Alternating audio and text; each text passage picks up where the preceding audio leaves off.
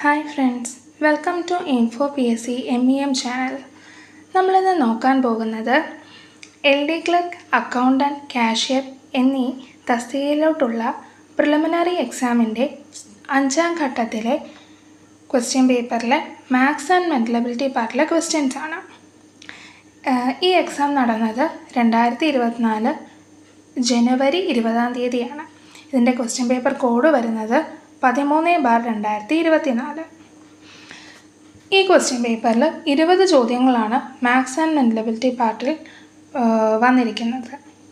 ഇതിലെ GK and current affairs part discuss ചെയ്ത് നമ്മളുടെ മറ്റൊരു ചാനലായ ഇൻഫോ PSC എന്ന ചാനലിൽ അപ്ലോഡ് ചെയ്തിട്ടുണ്ട്. കൂട്ടുകാരെല്ലാം ആ വീഡിയോ കാണേണ്ടതാണ്. അപ്പോൾ നമുക്ക് മാത്സ് ആൻഡ് മെൻ്റൽ എബിലിറ്റി ചോദ്യങ്ങളിലേക്ക് കടക്കാം.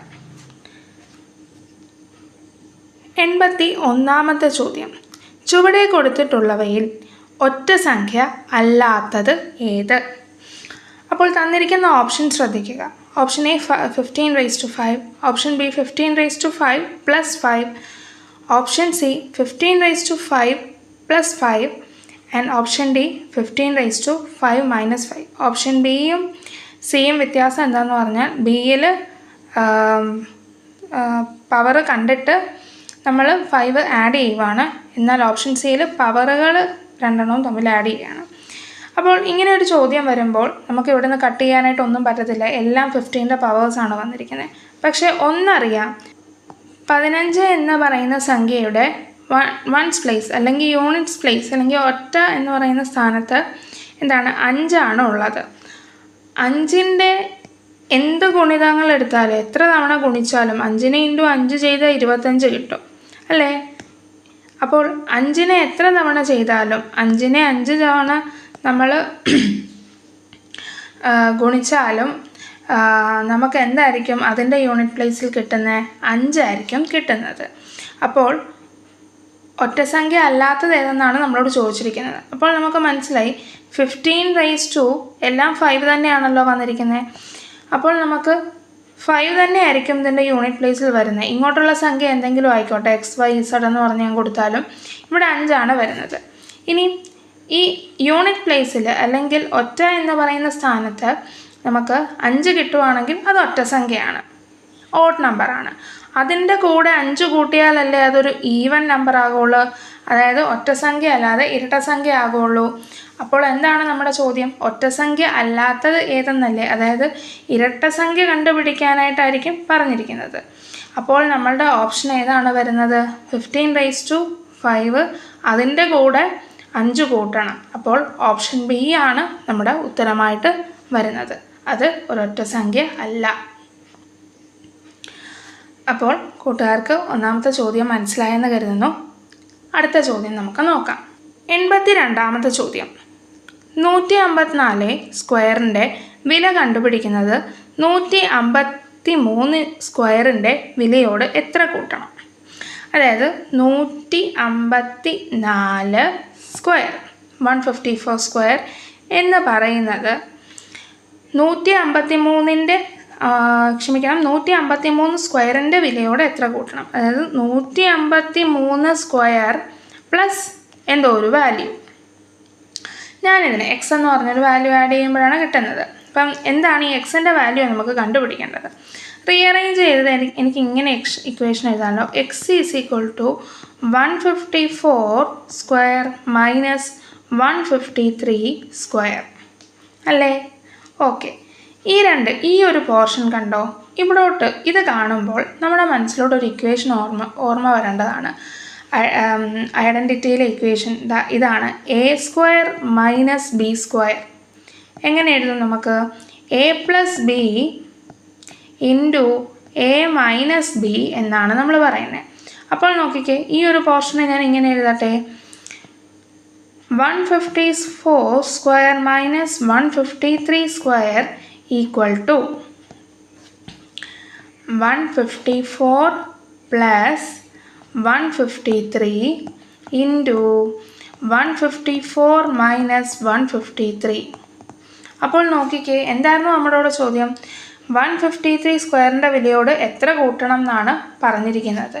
അപ്പോൾ ഇവിടെ കണ്ടില്ലേ 154 പ്ലസ് 153 എന്ന് പറയുന്നൊരു പാർട്ട്. ഇതാണിവിടെ നമ്മുടെ ഉത്തരമായിട്ട് വരുന്നത്. കണ്ടോ, ഓപ്ഷൻ ബി ആണ് നമ്മുടെ ഉത്തരമായിട്ട് വരുന്നത്. അതായത് ഈ 153 സ്ക്വയറിൻ്റെ ഒപ്പം ഈ ഒരു പാർട്ട് ആഡ് ചെയ്താൽ മാത്രമേ നമുക്ക് കിട്ടുകയുള്ളൂ എന്ന് പറയാം. അല്ലെങ്കിൽ വിലയോട് എത്ര കൂട്ടണം എന്നാണ് ചോദിച്ചിരിക്കുന്നത്. അപ്പം 153 പ്ലസ് 154 ആണ് കൂട്ടേണ്ടത്. അങ്ങനെ ചെയ്യുമ്പോഴാണ് നമുക്ക് കിട്ടുന്നത്.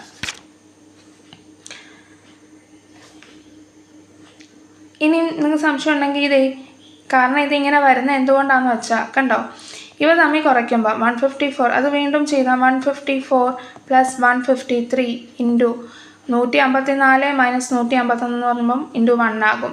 അപ്പോൾ കണ്ടോ, എക്സിൻ്റെ വാല്യൂ എത്രയായിരിക്കും? 154 പ്ലസ് 153. അങ്ങനെയാണ് ഈ തിരിച്ചിട്ടാണ് ഇവിടെ കൊടുത്തിരിക്കുന്നത്. 153 പ്ലസ് 154 ഓപ്ഷൻ ബി ആണ് നമ്മുടെ ഉത്തരമായിട്ട് വരുന്നത്. അപ്പോൾ ഇവിടെ ഐഡൻറ്റിറ്റിയെ ബേസ് ചെയ്തുള്ള ഒരു ചോദ്യമായിരുന്നു ഇത്. അപ്പോൾ കൂട്ടുകാർക്ക് ഈ ചോദ്യം മനസ്സിലായെന്ന് കരുതുന്നു. അടുത്ത ചോദ്യത്തിലേക്ക് കടക്കാം. 83ാമത്തെ ചോദ്യം ഡിലീറ്റഡ് ആണ്. അതിനൊരു കൃത്യമായിട്ട് ഉത്തരം കണ്ടുപിടിക്കാൻ പറ്റത്തില്ല. അതുകൊണ്ട് ഈ ചോദ്യം PSC ഡിലീറ്റ് ചെയ്തായിരുന്നു. അപ്പം നമുക്ക് അടുത്ത ചോദ്യത്തിലേക്ക് പോകാം. 84ാമത്തെ ചോദ്യം 12 1/2% പകുതിയുടെ ദശാംശ രൂപം എഴുതുക. അപ്പം 12 1/2 എന്ന് പറയുന്ന ഒരു മിക്സഡ് ഫ്രാക്ഷൻ അല്ലേ, അല്ലെങ്കിൽ മിശ്രഭിന്നമാണ് തന്നിരിക്കുന്നത്. അപ്പം നമുക്കതിനെ മാറ്റി ഇംപ്രോപ്പർ ഫ്രാക്ഷനാക്കി എഴുതാം. വിഷമഭിന്നമായിട്ട് എഴുതിയാലേ ബാക്കി ചെയ്യാൻ കഴിയുള്ളൂ. അപ്പം 12 1/2% എന്ന് പറഞ്ഞെഴുതുമ്പം അതിൻ്റെ ഇംപ്രോപ്പർ ഫ്രാക്ഷൻ രീതിയിലെന്ന് പറയുമ്പോൾ 2 × 12 24 24 പ്ലസ് 1 25/2 എന്ന് പറഞ്ഞ് എഴുതാൻ പറ്റും. ഇനി എന്താണ് പറഞ്ഞിരിക്കുന്നത്? പകുതിയുടെ ദശാംശ രൂപം എന്നാണ് പറഞ്ഞിരിക്കുന്നത്. പകുതി എത്രയാണ്? 25/2 ഇൻറ്റു 1/2 ചെയ്താൽ പകുതി കിട്ടുമല്ലോ. അപ്പോൾ എത്ര കിട്ടും? 25/4 എന്നാണ് കിട്ടുന്നത്. ഇനി എന്താണ് നമ്മൾ കണ്ടുപിടിക്കേണ്ടത്? ഇതിൻ്റെ ദശാംശ രൂപം വേണം കണ്ടുപിടിക്കാൻ അല്ലേ. അപ്പോൾ 25/4 ഇൻറ്റു 1/100 ചെയ്താലാണ് നമുക്ക് ഇതിൻ്റെ ദശാംശ രൂപം കണ്ടുപിടിക്കാൻ പറ്റുന്നത്. അപ്പം 25നെ 4 വെച്ച് ഹരിക്കുകയാണെങ്കിൽ എനിക്ക് കിട്ടാൻ പോകുന്നത് 6.25 എന്നാണ് കിട്ടുന്നത്. അതിൻ്റെ താഴെ ഈ 100 കൊണ്ട് ഞാൻ ഹരിക്കുന്നു. അപ്പോൾ എത്ര കിട്ടും? 0.0625 എന്ന് പറയുന്ന ഉത്തരമാണ് കിട്ടുന്നത്. അതായത് ഓപ്ഷൻ എ ആണ് നമ്മുടെ ഉത്തരമായിട്ട് വരുന്നത്. അപ്പോൾ കൂട്ടുകാർക്ക് ഈ ചോദ്യം മനസ്സിലായെന്ന് കരുതുന്നു. നമുക്ക് അടുത്ത ചോദ്യത്തിലേക്ക് കടക്കാം. 85ാമത്തെ ചോദ്യം 9/0.9 ഇൻറ്റു 9/0.9. അതായത് 9/0.9 ഇൻറ്റു 9/0.9. ഈ ചോദ്യം പല രീതികളിലും ചെയ്യാം. അപ്പോൾ ആദ്യം ഞാൻ ഡയറക്റ്റ് മെത്തേഡിൽ പോവുകയാണ്. ഇവിടെ നോക്കുക, നമുക്ക് ആദ്യം അംശം ഭാഗം തമ്മിൽ ഗുണിക്കാനായിട്ട്. അപ്പോൾ താഴെ ഉള്ള സംഖ്യകൾ തമ്മിൽ ഗുണിക്കുക, മേലെയുള്ള സംഖ്യകൾ തമ്മിൽ ഗുണിക്കുക. 9 × 9 9നെ 9 കൊണ്ട് ഗുണിക്കുകയാണെങ്കിൽ എനിക്ക് 81 കിട്ടുന്നത്. 0.9നെ മറ്റൊരു 0.9 കൊണ്ട് ഗുണിക്കുമ്പോൾ എനിക്ക് പോയിന്റിന് ശേഷം 2 നമ്പേഴ്സ് ഉണ്ടല്ലോ. അപ്പോൾ 0.81 9 തന്നെ. 9നെ 9 കൊണ്ട് ഗുണിക്കുമ്പോൾ 81 വരുന്നത്. പോയിന്റിന് ശേഷമായിട്ട് ഇങ്ങനെ വരും. ഇനി ഇവിടെ ശ്രദ്ധിക്കൂ, ഈ 81 എന്ന് പറയുന്നത് 0.81 ആണ് ഡിനോമിനേറ്റർ, ഛേദം ഭാഗം വന്നിരിക്കുന്നത്. അതിനെ നമുക്ക് 81നെ ഹരിക്കണം എന്നുണ്ടെങ്കിൽ, അത് ഉപയോഗിച്ച് ഹരിക്കണം എന്നുണ്ടെങ്കിൽ ഈ പോയിന്റ് മാറ്റാതെ നമുക്ക് പറ്റത്തില്ല. താഴെ മേളിലും എന്തുകൊണ്ട് ഗുണിക്കണം? 100 ഉപയോഗിച്ച് ഗുണിക്കണം. താഴെ 100 ഉപയോഗിച്ച് ഗുണിച്ചാലേ പോയിന്റ് മാറ്റുള്ളൂ. അപ്പോൾ മേളിലും നമ്മൾ ചെയ്യണം. അപ്പോൾ എന്താകും? ഇവിടോട്ട് എഴുതാം 81 × 100/0.81 × 100. അപ്പോൾ എന്ത് കിട്ടും? 81 × 100 എന്ന് ഞാൻ അങ്ങനെ തന്നെ എഴുതുകയാണ്. താഴെ 81 ആകും. ഇതും ക്യാൻസൽ ചെയ്ത് പോകുമ്പം എന്താണോ 100 ഉത്തരമായിട്ട് കിട്ടുന്നത്. 100 ഉത്തരമായിട്ട് വരുന്നത്. ഇനി ഇത് മറ്റൊരു വഴിയിൽ കൂടെ ഞാൻ ചെയ്ത് കാണിക്കാം. അതിലേതാണ് എളുപ്പമെന്ന് നോക്കുക. 9/0.9 ഇൻറ്റു 9/0.9. ഇതിൽ ഓരോ ടേമിനെ എടുക്കാം. ഇങ്ങോട്ട് ശ്രദ്ധിക്കൂ. അതായത് ഈ 0.9നെ എങ്ങനെയാണ് ഡെസിമൽ മാറ്റുക?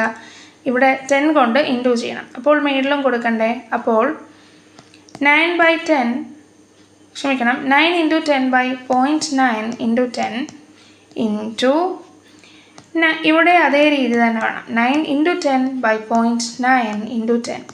അപ്പോൾ എന്ത് ചെയ്യാം? ഞാൻ ഈ 9 ഇൻറ്റു 10നെ അങ്ങനെ തന്നെ നിർത്തുന്നു. താഴെ 9 ആകുമല്ലേ? 0.9 ഇൻറ്റു 10 ചെയ്യുമ്പോൾ 9 ആകും. അതെ, ഇവിടെ അതേപോലെ തന്നെ ഞാൻ ചെയ്യുകയാണ്. അപ്പോൾ ഇവിടെ 9 ആകും. 9ഉം 9ഉം വെട്ടി പോകുന്നു. രണ്ട് കേസിലും എന്താണ്? 100. കണ്ടോ? സെയിം ഉത്തരം തന്നെ വന്നിരിക്കുന്നത്. ഇല്ല, ഇവിടെ ഡയറക്റ്റായിട്ട് വെട്ടുകയും ചെയ്യാം. ഇത് നമുക്ക് ഇച്ചിരി ഡെസിമലിൽ പെട്ടെന്ന് ഡെസിമൽ പോയിന്റ് വെച്ചുള്ളത് ഹരിക്കാനൊക്കെ നമുക്ക് പെട്ടെന്ന് സിമ്പിളായിട്ട് ചെയ്യാൻ കഴിയുന്ന ആൾക്കാണെങ്കിൽ ഇവിടുന്ന് ഡയറക്റ്റായിട്ട് തന്നെ വെട്ടിപ്പോകും. ആ ക്വസ്റ്റ്യൻ ഒന്നുകൂടി ഞാൻ കാണിക്കാം. 9/0.9 ഇൻറ്റു 0.9 ഇൻറ്റു 9/0.9. ഇത് തമ്മിൽ വെട്ടുമ്പോൾ 10 ഇവിടെ വരും. ഇവിടെയും ചെയ്യുമ്പോൾ 10 വരും. 10 ഇൻറ്റു 10 100 വരുന്നത്. അപ്പോൾ എന്താണ് ഇവിടെ ഉത്തരം? ഓപ്ഷൻ സി 100 ആണ് നമ്മുടെ ആൻസറായിട്ട് വരുന്നത്. അപ്പം കൂട്ടുകാർക്ക് ഈ പറഞ്ഞ മെത്തേഡുകൾ ഈ ചോദ്യത്തിൽ മനസ്സിലായെന്ന് കരുതുന്നു. അടുത്ത ചോദ്യത്തിലേക്ക് കടക്കാം. 86ാമത്തെ ചോദ്യം. തുടർച്ചയായ 5 ഇരട്ട സംഖ്യകളുടെ ശരാശരി 60 എങ്കിൽ അതിലെ ഏറ്റവും ചെറിയ സംഖ്യ ഏത്? അപ്പോൾ തുടർച്ചയായ 5 ഇരട്ട സംഖ്യകളെന്നാണ്. അപ്പോൾ നോക്കുക, ഞാൻ ഒന്നാമത്തെ സംഖ്യ എക്സ് ആയിട്ട് എടുക്കുന്നു. രണ്ടാമത്തെ സംഖ്യ എന്തായിരിക്കും? സ്വാഭാവികമായിരിക്കും എക്സ് കഴിഞ്ഞ് രണ്ടാമത്തെ സംഖ്യയല്ലേ, അപ്പോൾ x+2 എന്നാകുന്നു. ഇനി ഇത് എക്സ് കഴിഞ്ഞ് അടുത്ത സംഖ്യ, ഇത് കഴിഞ്ഞുള്ള ഇരട്ട സംഖ്യ കാണണമെങ്കിൽ x+4 എന്ന് വരണം. പിന്നെ x+6, അത് കഴിഞ്ഞ് x+8 വരണം. ഇപ്പോൾ അടുത്തടുത്തുള്ള 5 ഇരട്ട സംഖ്യകളായി. ഇവയുടെ ശരാശരിയാണ് 60 എന്ന് പറഞ്ഞിരിക്കുന്നത്. അപ്പോൾ x+2 plus x+4 plus x+6 plus x+8 8 the whole divided by എത്രയാണ്? എത്ര നമ്പേഴ്സ്? 5 എണ്ണം ഉണ്ട്. ഈക്വൽ ടു 60 എന്നാണ് നമുക്ക് തന്നിരിക്കുന്നത്. അപ്പോൾ ഈ മേളിലെ ഈ ഭാഗം ഞാൻ സോൾവ് ചെയ്യുമ്പോൾ ഇതെല്ലാം കൂടി എനിക്ക് സോൾവ് ചെയ്യുമ്പം ഇവിടെ എത്രയാണ്? 5x + 20 എന്ന് വരും. ബൈ 5 = 60 എന്ന് എഴുതാം.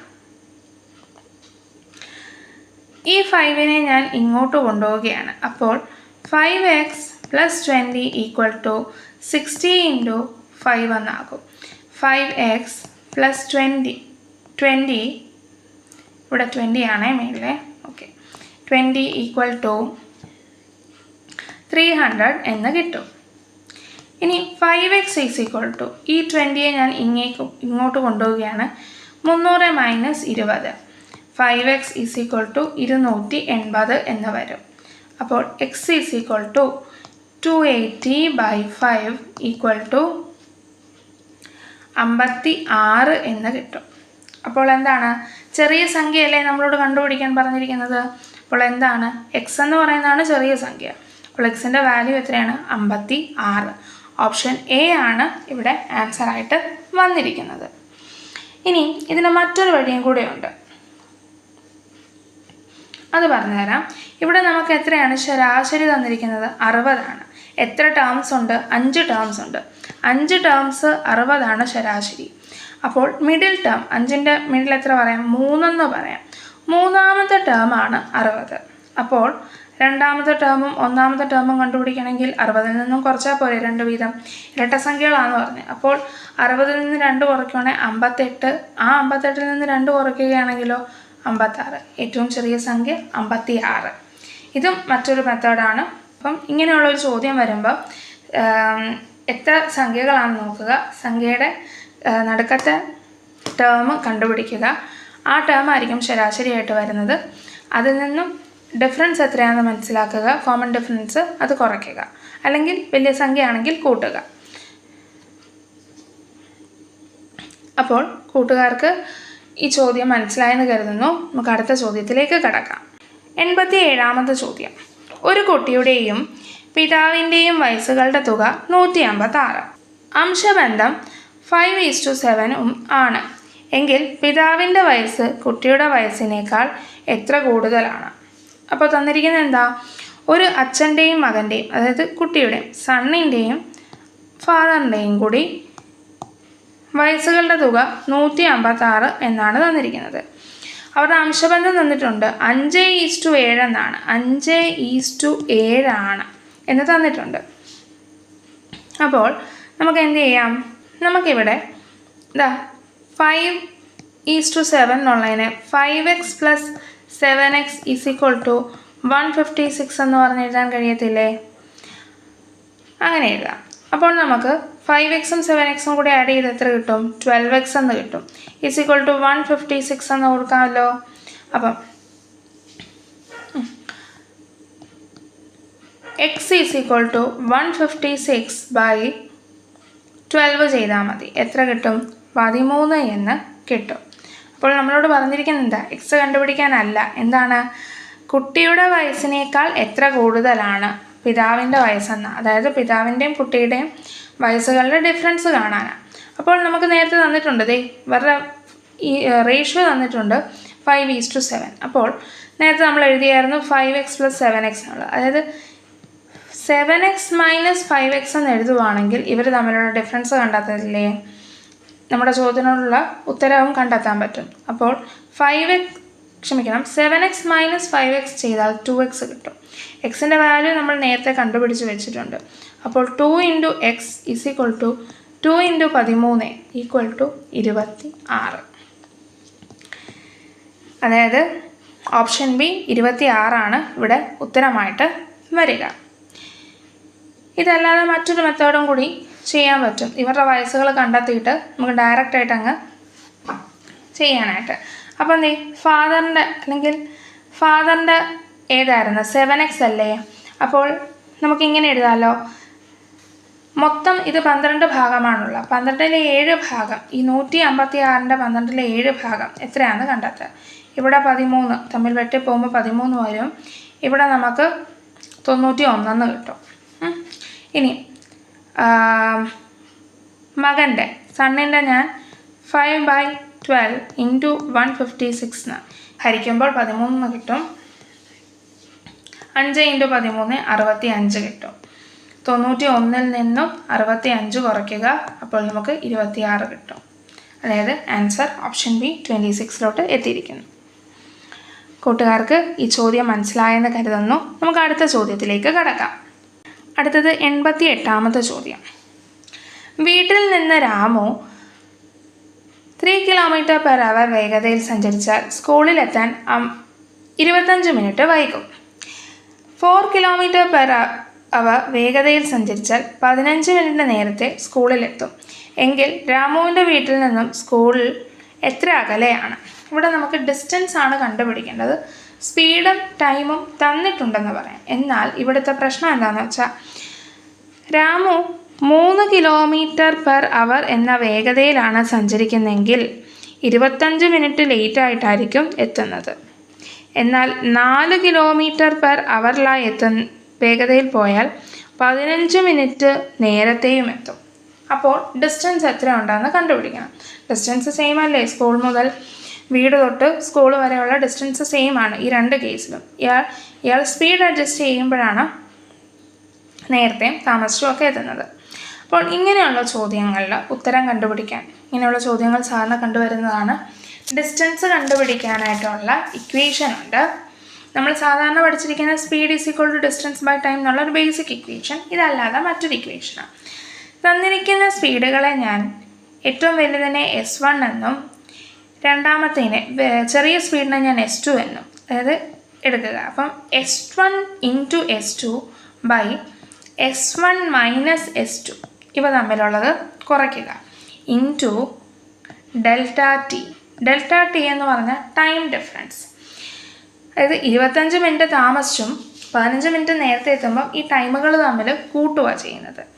= നമുക്ക് ഡിസ്റ്റൻസ് കണ്ടുപിടിക്കാൻ പറ്റും. ഈ ഒരു ഇക്വേഷൻ ഇമ്പോർട്ടൻ്റ് ആണ്, നിങ്ങളെല്ലാവരും ഇത് നോട്ട് ചെയ്യേണ്ടതാണ്. തന്നിരിക്കുന്ന സ്പീഡുകൾ തമ്മിൽ ഗുണിക്കുക, ആ സ്പീഡുകളുടെ വ്യത്യാസം കാണുക, ഇൻറ്റു ടൈമുകളുടെ വ്യത്യാസം കാണുക. അപ്പോൾ ഈ ഇക്വേഷൻ ഉപയോഗിച്ച് ചെയ്യാം. നമുക്ക് തന്നിരിക്കുന്ന ടൈം സ്പീഡുകൾ വലിയ സ്പീഡ് ഏതാണ്? 4 കിലോമീറ്റർ. അപ്പോൾ 4 ഇൻറ്റു ചെറുതാണ് 3/4 - 3 ഇൻറ്റു ടൈം ഡിഫറൻസ് എത്രയാണ്? അപ്പോൾ ടൈം ഡിഫറൻസിൽ ചാടി കയറി 25 - 15 എന്നൊരിക്കലും ചെയ്യല്ലേ. 25 മിനിറ്റ് വൈകും, അപ്പോൾ 25 മിനിറ്റ് താമസിച്ചാണ് ചെല്ലുന്നത്. 10 മണിക്ക് ചെല്ലേണ്ട ആൾ എത്ര മണിക്കാണ്? 10:25 ആകുമ്പോഴാണ്.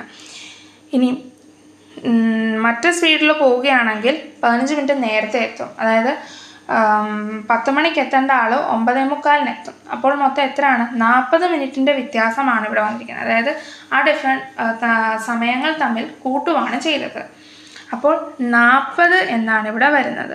പിന്നെ മറ്റൊരു കാര്യം ശ്രദ്ധിക്കുക, ടൈം ഹവറിലാണെങ്കിൽ മാറ്റണ്ട. പക്ഷെ നമുക്കിവിടെ ഹവറിലല്ലോ കിട്ടിയത്, ടൈം മിനിറ്റിലായതുകൊണ്ട് 60 ഉപയോഗിച്ച് നമ്മൾ ഇതിനെ ഹരിക്കണം.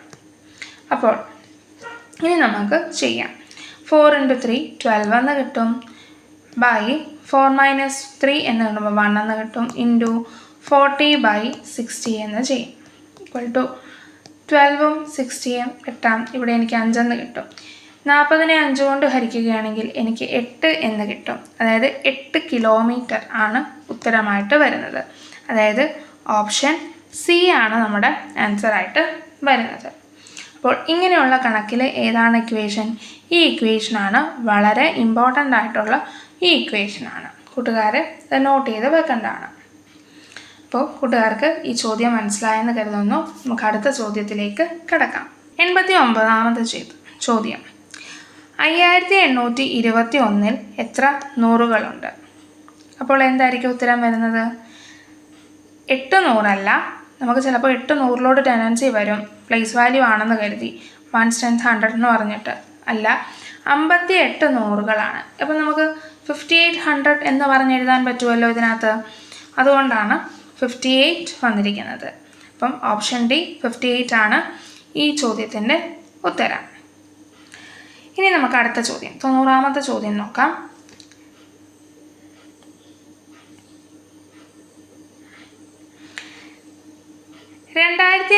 രൂപ വിലയുള്ള ഒരു വാച്ച് 10% ഡിസ്കൗണ്ട് അനുവദിച്ച് വിറ്റപ്പോൾ 20% ലാഭം കിട്ടി.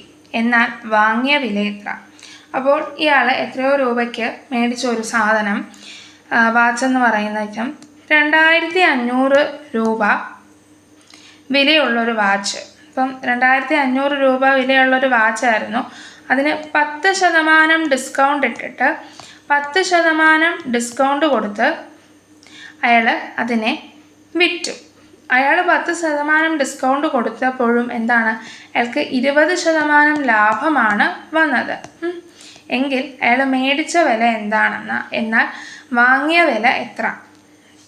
അപ്പോൾ ശ്രദ്ധിക്കൂ, 10% ഡിസ്കൗണ്ട്. അപ്പോൾ നമ്മൾ വിറ്റ വില കിട്ടിയോ? ഇല്ല. വിറ്റ വില കിട്ടാനായിട്ട് 2500നെ ഇൻറ്റു 10% ഡിസ്കൗണ്ട് ആയിട്ട് 90%-ത്തിനാണ് വിറ്റുപോയത്. അപ്പോൾ അതിൻ്റെ 90% നമ്മൾ കാണുക. അപ്പോൾ ഇത് തമ്മിൽ ചെയ്യുമ്പോൾ നമുക്ക് 2250 എന്ന് ലഭിക്കും.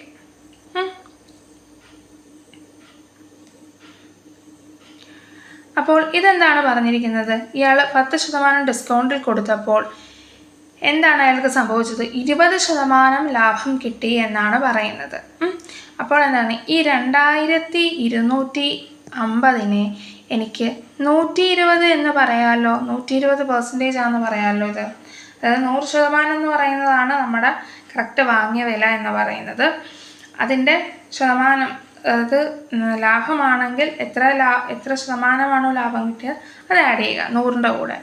അപ്പോൾ 120 എങ്കിൽ നമ്മളോട് എന്താ 100% എത്രയാണെന്ന് കണ്ടുപിടിക്കാൻ പറഞ്ഞിരിക്കുന്നത്. അപ്പോൾ നമ്മൾ സ്വാഭാവികം ചെയ്യുന്ന പോലെ ക്രോസ് മൾട്ടിപ്ലൈ ചെയ്യുക. 2250 ഇൻറ്റു 100/120. അപ്പോൾ 0 0 വെട്ടിപ്പോകും. 5 വെച്ച് ഞാൻ 2250നെ 12നെ ഞാൻ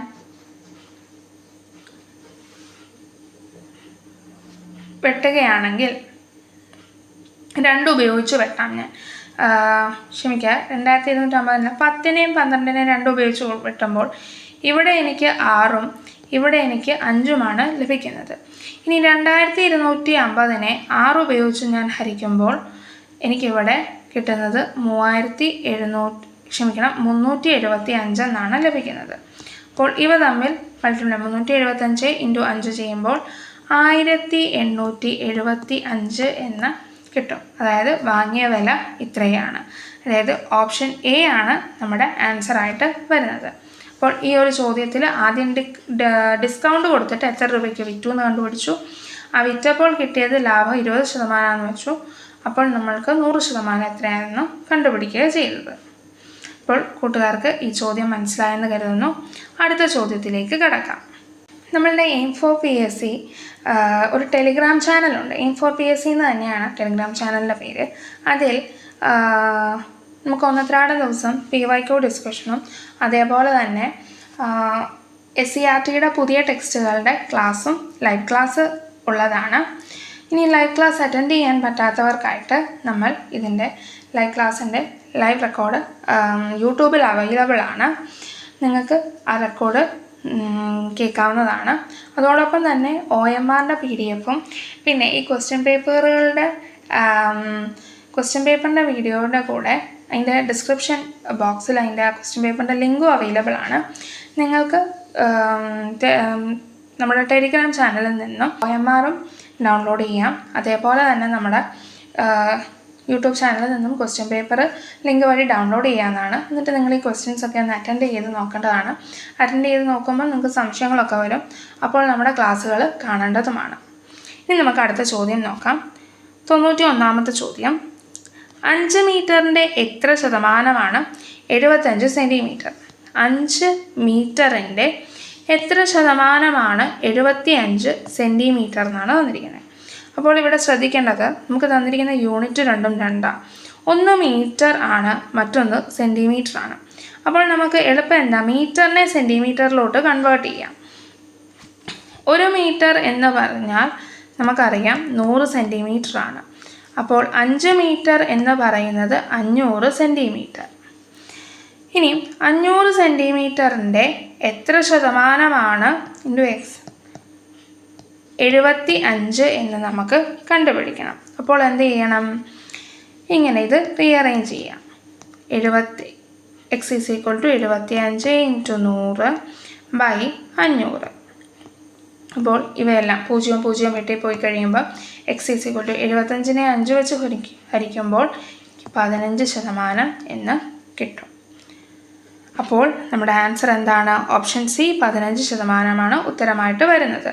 ഇല്ലെങ്കിൽ ഇതിനെ മറ്റൊരു മെത്തേഡും കൂടി ഉണ്ട്, ചിന്തിച്ചാൽ മതി.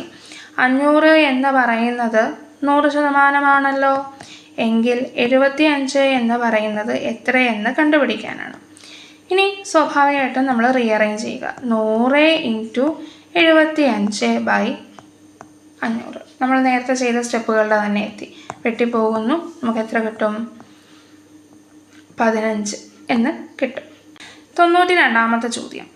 10 ആളുകളുടെ ശരാശരി വയസ്സ് 36. ഒരേ പ്രായമുള്ള 2 പേരും കൂടി ഇവരോട് ചേർന്നപ്പോൾ ശരാശരി വയസ്സ് 38ആയി.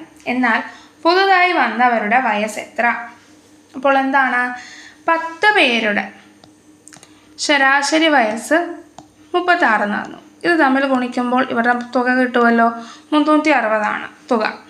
ഇനി 2 പേരൂടി വന്ന് ചേർന്നു എന്ന് പറഞ്ഞു. അപ്പോൾ എത്രയായി? നേരത്തെ 10 2 പേരും കൂടി വരുവാണെങ്കിൽ 12ആയി. പുതിയ ശരാശരി എത്രയാണ്? 38.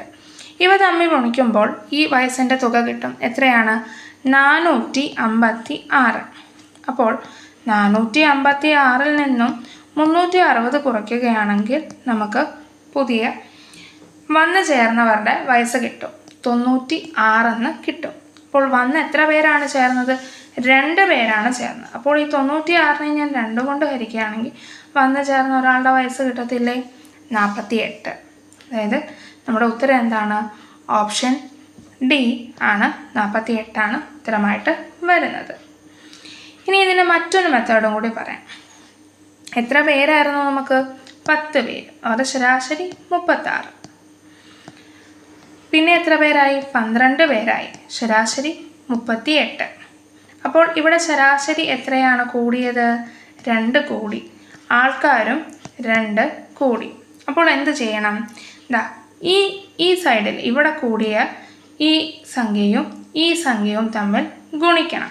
അപ്പോൾ 2 × 10 പ്ലസ് ഇവിടെ കൂടിയ ശരാശരി ഇല്ലേ, അതും ഇവിടെ കൂടിയ ആളുകളുടെ എണ്ണവും തമ്മിൽ ഗുണിക്കണം. അപ്പോൾ 38 × 2 എന്ന് വരും. അപ്പോൾ എന്താ? 2 × 10 20 എന്ന് പറയും. 38 × 2 ചെയ്യുമ്പോൾ നമുക്ക് 76 കിട്ടും. ഇത് രണ്ടും കൂടെ ആഡ് ചെയ്യുമ്പോൾ 96. 96ൻ്റെ പകുതിയല്ലേ നമ്മൾ കണ്ടെത്തേണ്ട, ഒരാളുടെ വയസ്സല്ലേ.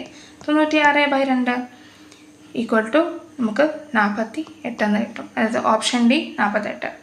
ഒരേ പ്രായമുള്ള 2 പേരെന്നും കൂടി വന്നിട്ടുണ്ട്. അതുകൊണ്ട് നമുക്ക് ഡയറക്റ്റായിട്ട് പകുതി കണ്ടുപിടിക്കുന്നത്. കൂട്ടുകാർക്ക് ഈ ചോദ്യം മനസ്സിലായെന്ന് കരുതുന്നു. നമുക്ക് അടുത്ത ചോദ്യത്തിലേക്ക് കടക്കാം.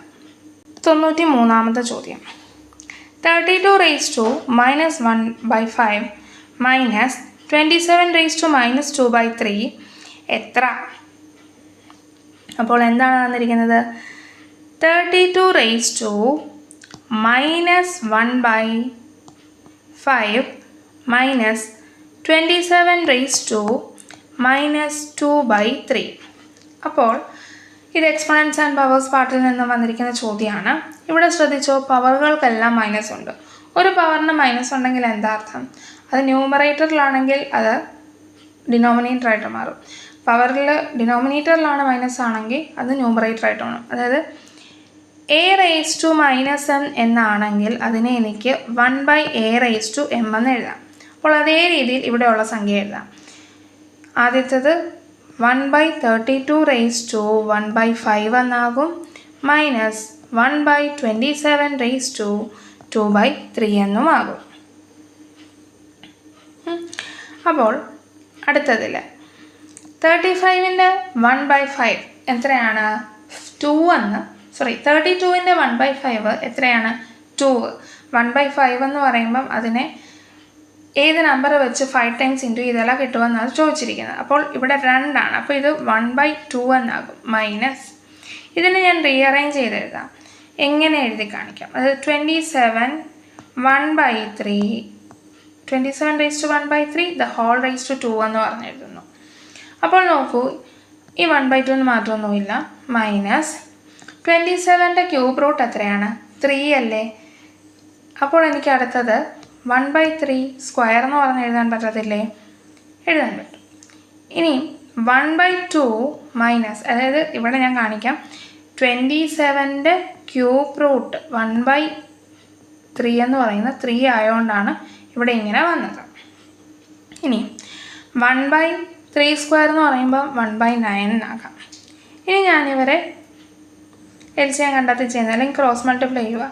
9 - 2/9 × 2 18 ചെയ്യും. അപ്പോൾ 9 - 2 എന്ന് പറഞ്ഞാൽ 7 കിട്ടും /18. അതായത് ഓപ്ഷൻ ബി ആണ് നമ്മുടെ ഉത്തരമായിട്ട് വരുന്നത്. കൂട്ടുകാർക്ക് ഈ ചോദ്യം മനസ്സിലായെന്ന് കരുതുന്നു. അടുത്ത ചോദ്യത്തിലേക്ക് കടക്കാം. 94ാമത്തെ ചോദ്യം. എക്ക് കിട്ടുന്ന തുകയുടെ 4 മടങ്ങ് ബിക്ക് കിട്ടുന്ന തുകയുടെ 5 മടങ്ങിനേക്കാൾ 10 കൂടുതൽ ആകത്തക്ക വിധത്തിൽ 124 രൂപ എക്കും ബിക്കും വീതിച്ചു നൽകിയാൽ എക്ക് കിട്ടുന്നത് എത്ര? അപ്പോൾ ചോദ്യം വായിക്കുമ്പോൾ ഇച്ചിരി കട്ടിയൊക്കെ തോന്നും, എന്നാലും സിമ്പിളായിട്ടുള്ളൊരു ചോദ്യമാണ്.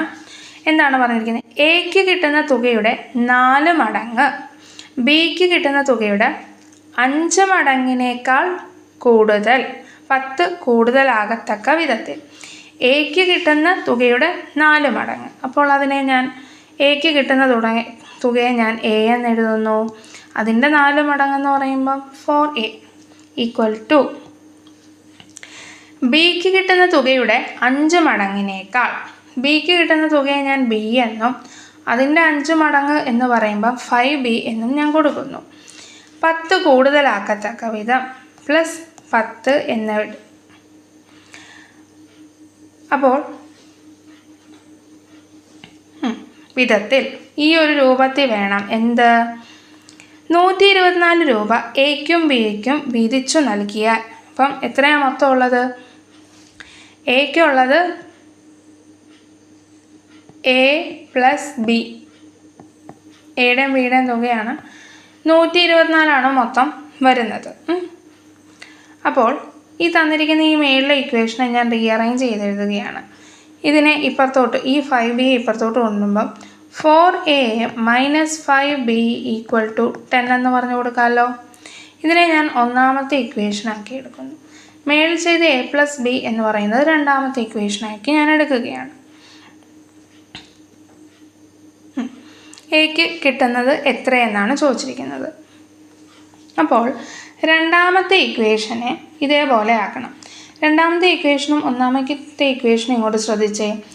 ഇവിടെ ഒരു 5b ഉണ്ട്, ഇവിടെ ഒരു ബിയും ആണ്. അപ്പം ടേംസിനെ ഒരേപോലെ ആക്കുകയാണെങ്കിൽ നമുക്ക് പെട്ടെന്ന് കട്ട് ചെയ്തൊക്കെ കളയാൻ പറ്റും. അപ്പോൾ ഞാൻ സെക്കൻഡ് ഇക്വേഷനെ 5 വെച്ച് ഇൻറ്റു ചെയ്യുന്നു.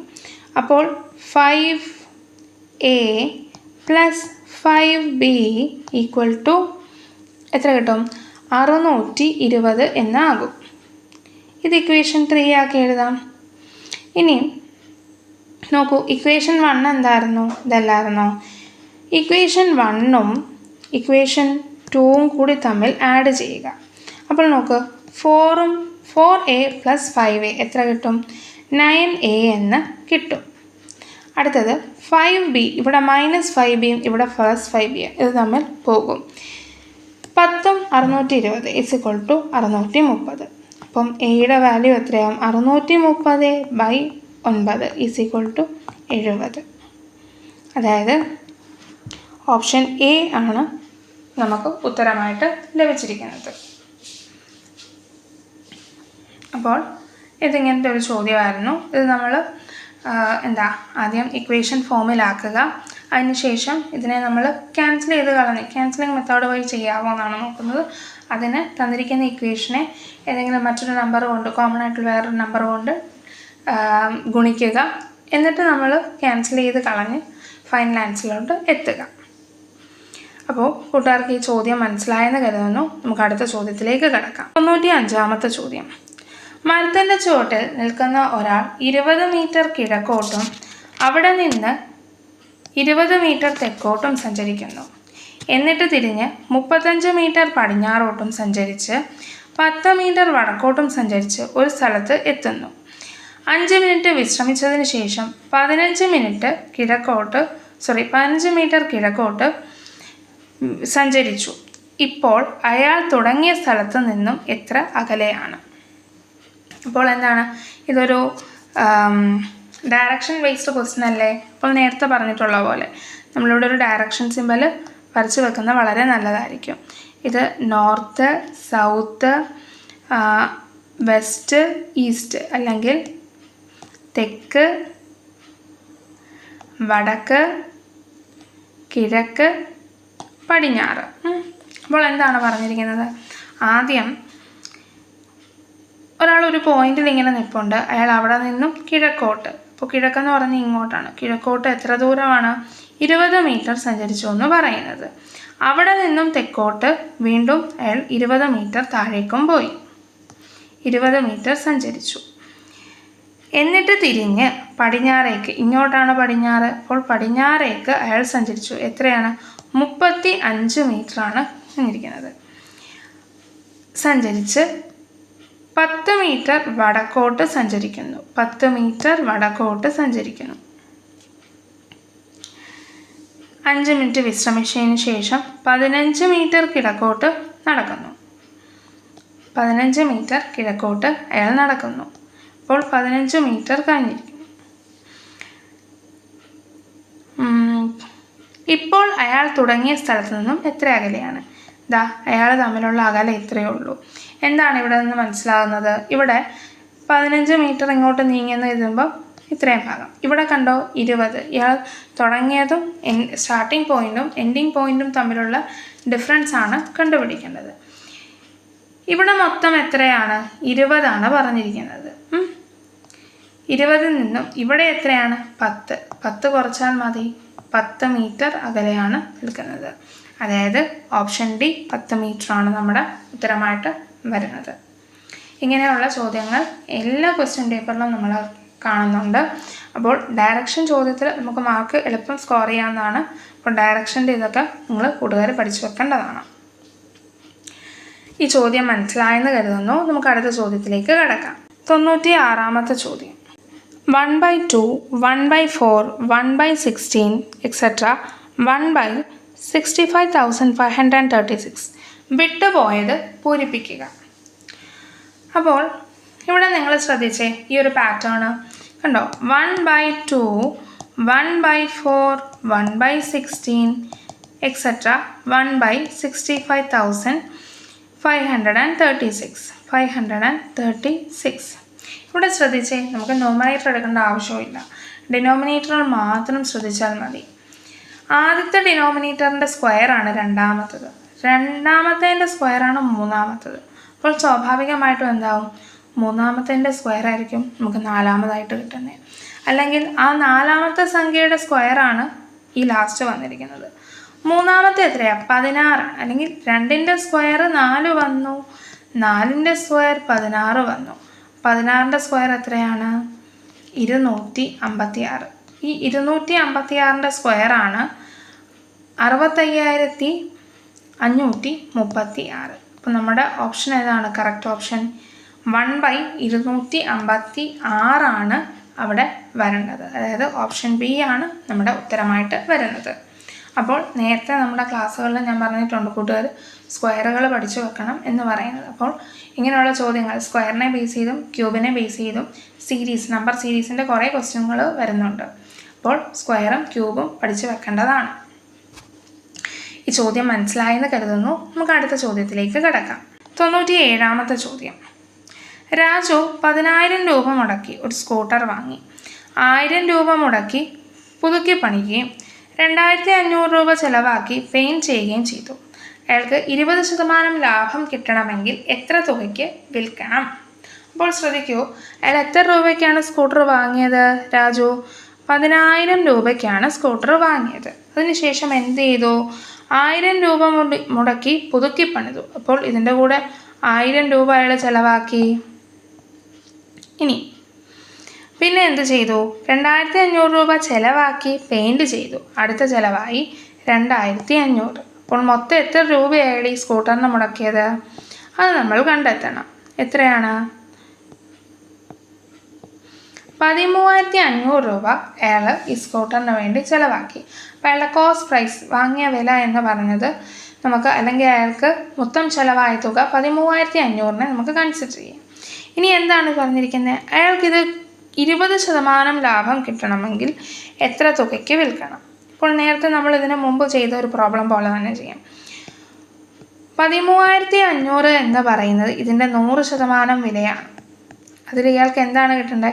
120% എത്രയെന്നാണ് കണ്ടുപിടിക്കേണ്ടത്. അപ്പോൾ തമ്മിൽ ക്രോസ് മൾട്ടിപ്ലൈ ചെയ്യാം. 13,500 ഇൻറ്റു 120/100. ഇവ തമ്മിൽ നമ്മൾ ഇൻറ്റു ചെയ്യുമ്പോൾ നമുക്ക് 16,200 എന്ന് കിട്ടും. അതായത് ഓപ്ഷൻ എ ആണ് നമ്മുടെ ഉത്തരം വരുന്നത്. 135 ഇൻറ്റു 120 ചെയ്യുമ്പോൾ 16,200 ഉത്തരം വരുന്നത്. കൂട്ടുകാർക്ക് ഈ ചോദ്യം മനസ്സിലായെന്ന് കരുതുന്നു. നമുക്ക് അടുത്ത ചോദ്യത്തിലേക്ക് കടക്കാം. 98ാമത്തെ ചോദ്യം. ഒരു ഓട്ടോക്കാരൻ്റെ വേഗത 15 സെക്കൻഡിൽ 150 മീറ്ററാണ് എങ്കിൽ അയാളുടെ വേഗത മണിക്കൂറിൽ എത്ര കിലോമീറ്റർ? ഓക്കെ, നമുക്ക് ചോദ്യത്തിൽ എന്താണ് തന്നിരിക്കുന്നത്? 15. സമയം എത്രയാണ് തന്നിരിക്കുന്നത്? 15 സെക്കൻഡ് എന്നാണ് തന്നിരിക്കുന്നത്. എത്ര ഡിസ്റ്റൻസ് ആണ് അയാൾ കവർ ചെയ്യുക? 150 മീറ്റർ. ഇതിൽ നിന്നും നമുക്ക് അയാളുടെ സ്പീഡ് കണ്ടെത്താം. Speed is equal to distance by time എന്നുള്ള ഇക്വേഷൻ അല്ലേ നമ്മൾ ഉപയോഗിക്കുക. ഡിസ്റ്റൻസ് എത്രയാണ്? 150/15 equal to 10 metre per second ആണ് അയാളുടെ സ്പീഡ്. ഇനി ഈ വേഗത നമുക്ക് മണിക്കൂറിൽ എത്ര കിലോമീറ്റർ എന്ന് കണ്ടുപിടിക്കണം. അത് കിലോമീറ്റർ പെർ അവർ എത്രയാണെന്ന് നമ്മൾ കണ്ടുപിടിക്കണം. അപ്പോൾ കിലോമീറ്റർ പെർ അവർ എന്നല്ലേ നമ്മൾ പറഞ്ഞിരിക്കുന്നത്. മീറ്റർ പെർ സെക്കൻഡിനെ കിലോമീറ്റർ പെർ അവർ ആക്കി മാറ്റണം എന്നുണ്ടെങ്കിൽ നമുക്ക് ഇവിടെ നമ്മൾ നേരത്തെ ഒരു ചോദ്യത്തിൽ നമ്മൾ പറഞ്ഞിട്ടുണ്ടായിരുന്നു, കിലോമീറ്റർ പെർ അവറിനെ നമുക്ക് മീറ്റർ പെർ സെക്കൻഡ് ആക്കാനായിട്ട് ഇൻറ്റു 5/18 ചെയ്താൽ മതി എന്ന് പറഞ്ഞു. അപ്പോൾ മീറ്റർ പെർ സെക്കൻഡിനെ കിലോമീറ്റർ പെർ അവർ ആക്കാൻ എന്ത് ചെയ്യണം? 18/5 കൊണ്ട് ഇൻറ്റു ചെയ്താൽ മതി. അല്ലെങ്കിൽ അവർക്ക് നമുക്ക് കിട്ടിയിരിക്കുന്ന 10 × 3600/1000 ചെയ്താൽ മതി. അപ്പോൾ ഇതെല്ലാം വെട്ടിപ്പോയി നമുക്ക് 36 കിട്ടും. അല്ലെങ്കിൽ ഈ പറഞ്ഞ രീതി വെച്ച് ചെയ്യുകയാണെങ്കിൽ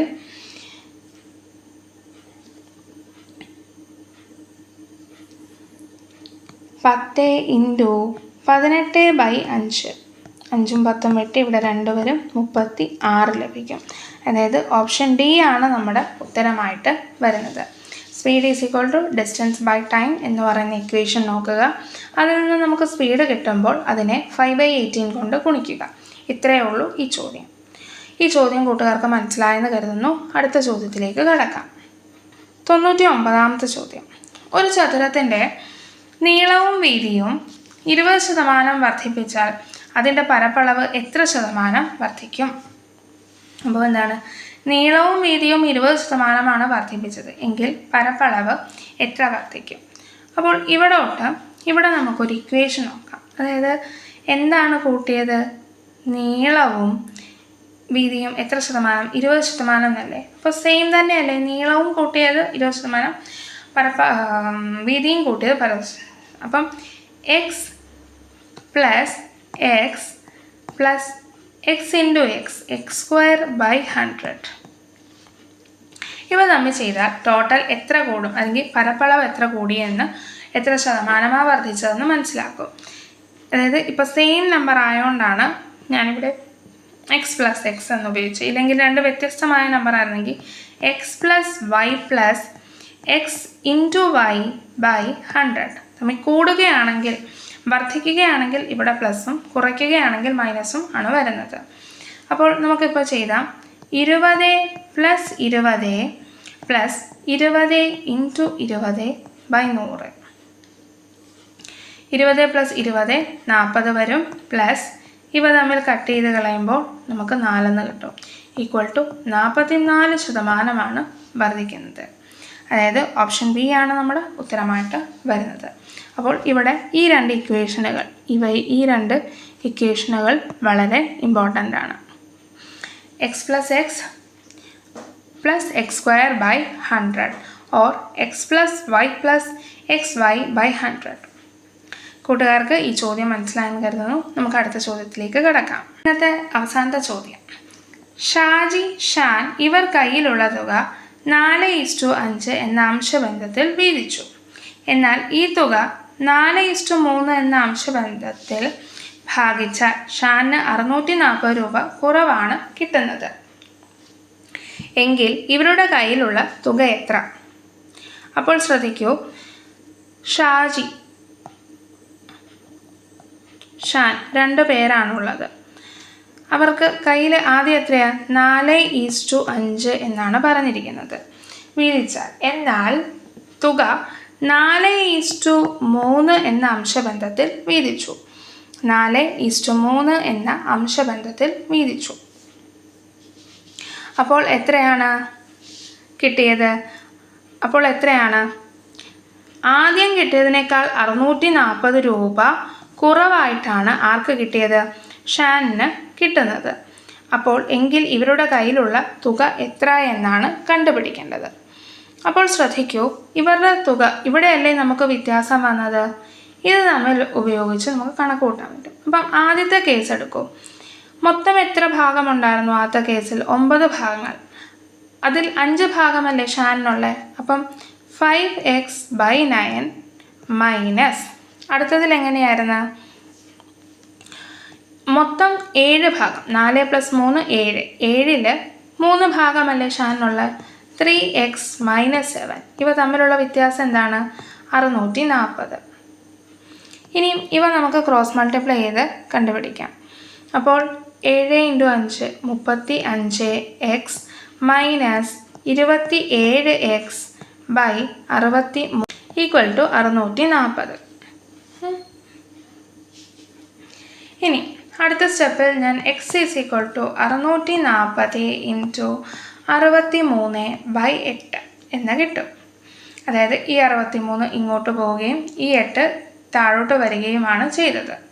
ഇനി ഇവ തമ്മിൽ നമ്മൾ വെട്ടുമ്പോൾ 640 8 കൊണ്ട് ഹരിച്ചാൽ എനിക്ക് 80 എന്ന് കിട്ടും. x = 80 × 63 ചെയ്യുമ്പോൾ 5040 എന്ന് കിട്ടും. അതായത് ഇവരുടെ കയ്യിലുണ്ടായിരുന്ന മൊത്തം തുക എത്രയാണ്? 5040 ആയിരുന്നു ഉണ്ടായിരുന്നത്. അതായത് ഓപ്ഷൻ സി ആണ് നമ്മുടെ ഉത്തരമായിട്ട് വരുന്നത്. അപ്പോൾ തന്ന അംശബന്ധങ്ങളുടെ ഇന്നയാളുടെ ഭാഗങ്ങൾ തമ്മിൽ കുറച്ചാൽ നമുക്ക് മൊത്തം തുക എത്രയാണെന്ന് കണ്ടുപിടിക്കാൻ കഴിയുന്നത്. അങ്ങനെ നമ്മളിന്ന് 20 ചോദ്യവും കവർ ചെയ്തിരിക്കുന്നു. അപ്പോൾ ഈ ക്വസ്റ്റ്യൻ പേപ്പർ കൂട്ടുകാർ ചെയ്ത് നോക്കേണ്ടതാണ്. അപ്പോൾ നിങ്ങൾക്ക് സംശയങ്ങൾ വരുമ്പോൾ ക്ലാസ് അറ്റൻഡ് ചെയ്യുന്നതാണ്, ഒന്നുകൂടി കാണേണ്ടതാണ്. അപ്പോൾ നിങ്ങൾക്ക് 20 ചോദ്യങ്ങളും മനസ്സിലായെന്ന് കരുതുന്നു. Thank you and have A great day.